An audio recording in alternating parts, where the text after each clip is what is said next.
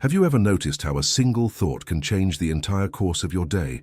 Just one firm, well-directed idea, and suddenly your body is full of energy and your mind is clear.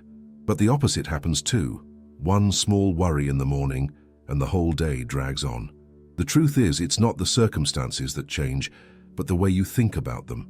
People who learn to guide their thoughts don't depend on luck, on sudden motivation, or on other people's approval. They've discovered something powerful. When the mind is disciplined, everything around you shifts. It's as if the world responds to that inner command. Positive thinking is not illusion, it's not empty optimism. It's a mental strategy. It's adjusting the lens through which you see challenges. Because in the end, nothing weighs heavier than a confused mind, and nothing frees you more than a mind trained to see possibilities. Today I'm going to share 7 Stoic secrets that will transform the way you think and help you cultivate thoughts that strengthen you instead of weakening you. Each secret will open a new door for you to act with more clarity, focus, and energy. So hit the like button now, subscribe to Stoic Spring to keep receiving content that elevates your life, and comment, "I will think positive." I want to see who's truly committed to putting this into practice. Stay with me until the end, because after the 7 secrets, I'll give you a simple plan you can use in the next 24 hours to flip the switch in your mind. The ancient Stoics already knew this truth. Marcus Aurelius said, "Your life is what your thoughts make of it." Epictetus reminded us, "It's not things that disturb us, but the opinions we form about them." And Seneca warned, "Most of human misery comes not from reality, but from imagination." These voices from 2,000 years ago still speak to us because they understood something timeless. The way you think about difficulties is more decisive than the difficulties themselves. They lived in a different era, but they fought the same inner battles you face today. The difference is that they developed simple practices to avoid becoming prisoners of a negative mind, and that's what you're about to learn. Secret 1. Trade complaining for action. Complaining is easy. Anyone can look at what went wrong and pour out words against the situation, against others, or against themselves.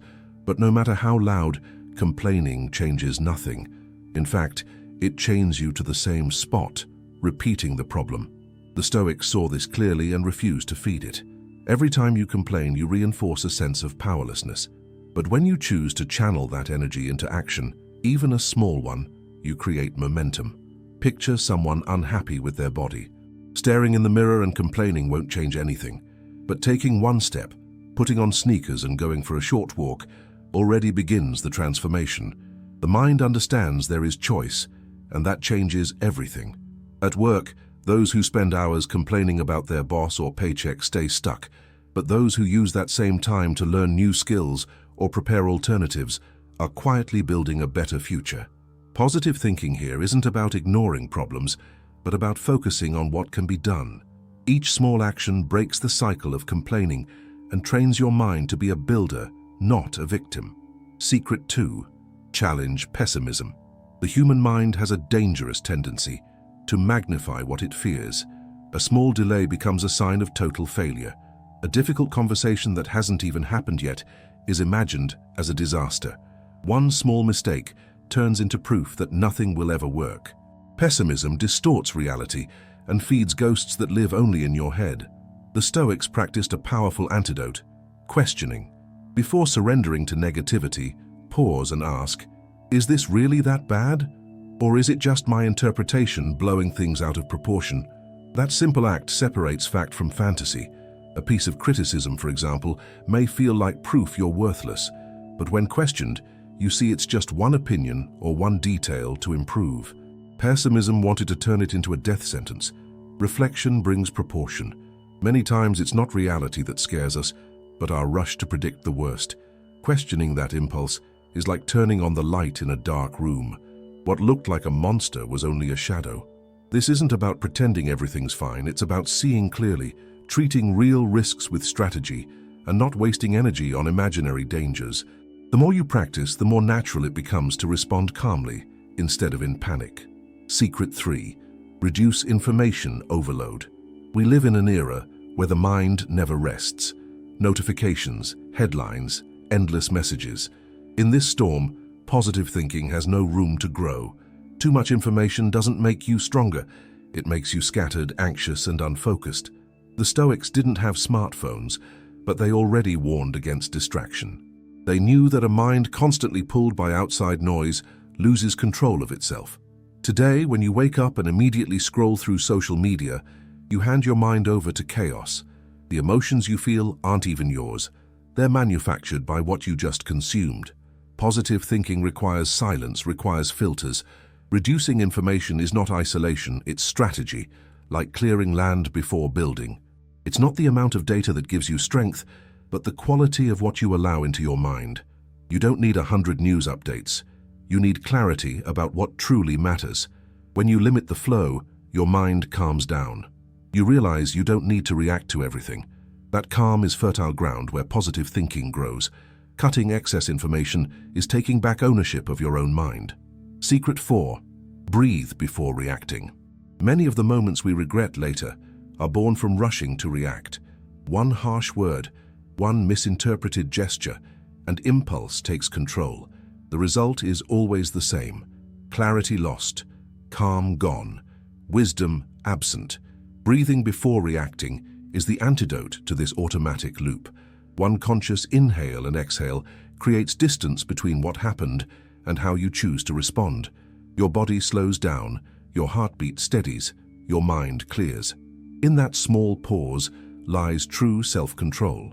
Countless arguments could have been avoided with 1 second of silence. 1 second where pride didn't speak first, where anger didn't take root. That pause turns explosions into firm, wise responses. Breathing reconnects you to the present. Impulse lives in fear and anger projected onto the future. The breath brings you back to now. The more you train this, the more you see that not everything requires an instant reaction. Silence is not weakness, it's strength. Proof that you are not a slave to circumstances. Each pause is a reminder that life doesn't need to be driven by haste.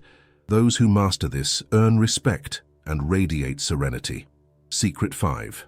Surround yourself with strong examples. No one grows in isolation.